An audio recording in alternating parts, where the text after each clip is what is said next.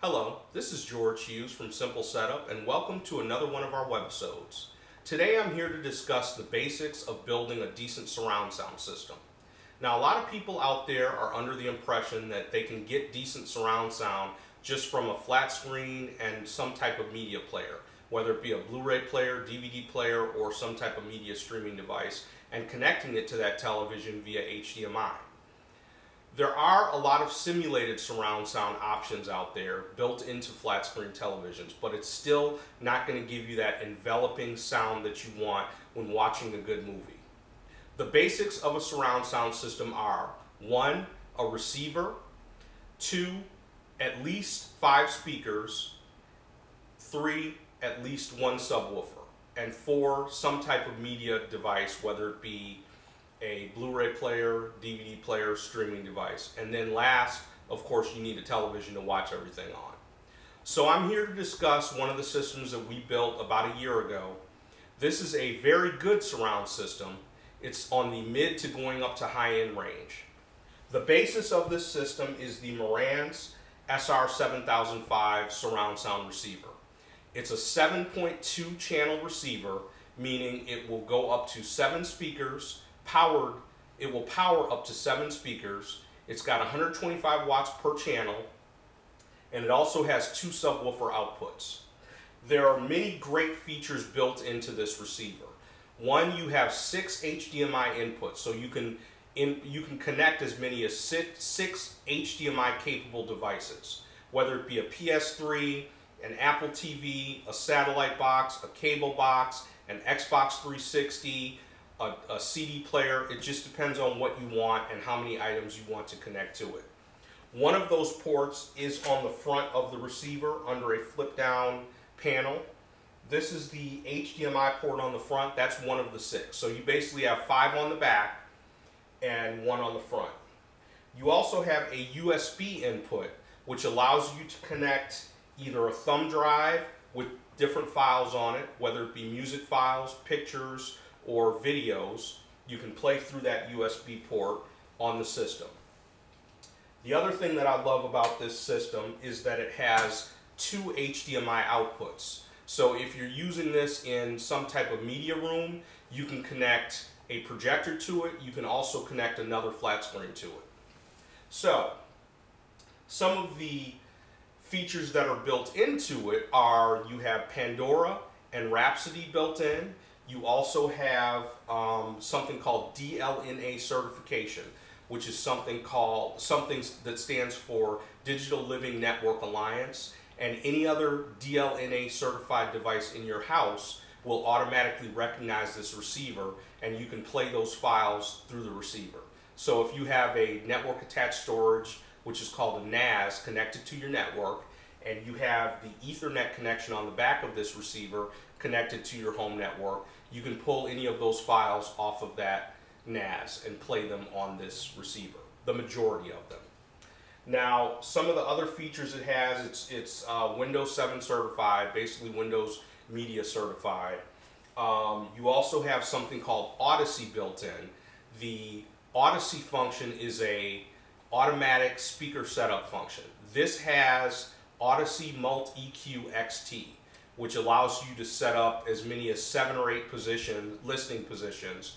You basically connect the microphone that's provided with the receiver to this port on the front of the receiver and set it in each different listening position, and it calibrates the sound automatically for you. Great option to have on any receiver. Me being an audiophile, I don't always use that, but it is great for someone who's a novice that's setting up a receiver and doesn't know how to set up speakers with something called an SPL device. So, basics of a theater. Again, a receiver, a minimum of 5 speakers, a minimum of 1 subwoofer.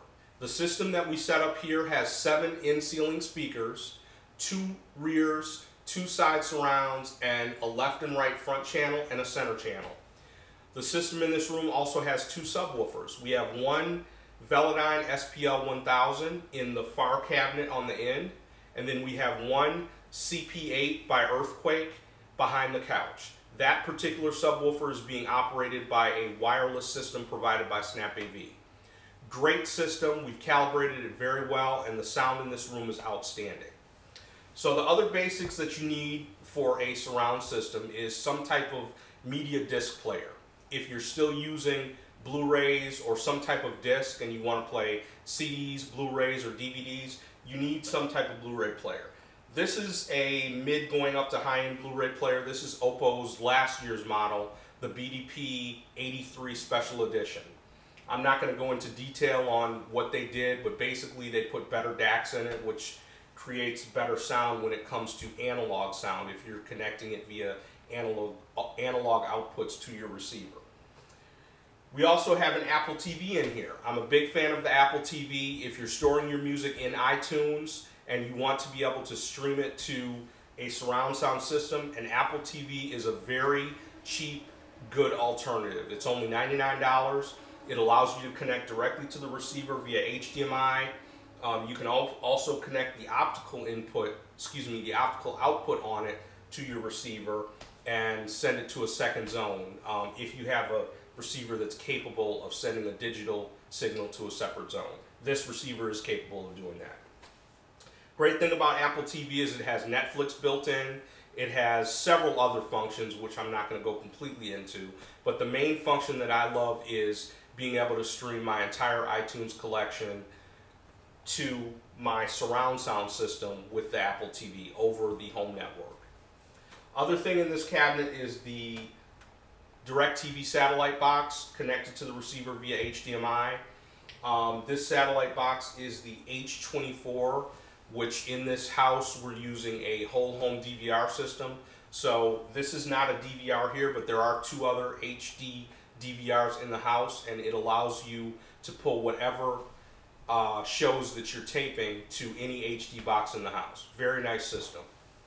Last thing in this cabinet is the control system. This is a URC RF300, which is a couple years old. I think their new piece is an RF350, and it allows you to connect multiple devices with IRIs in the cabinet, and it sends out an RF signal to your remote and allows you to control everything in that cabinet with the door closed.